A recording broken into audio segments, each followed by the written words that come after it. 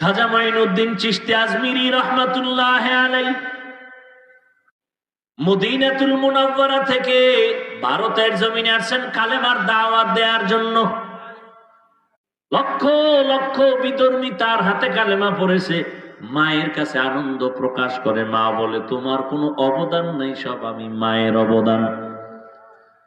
খাজা মাইনুদ্দিন চিশতি আজমিরি রহমাতুল্লাহ আলাইহি বলেন, মা তোমার অবদান কি? মা বলে, বাবা আল্লাহর জাতের কসম,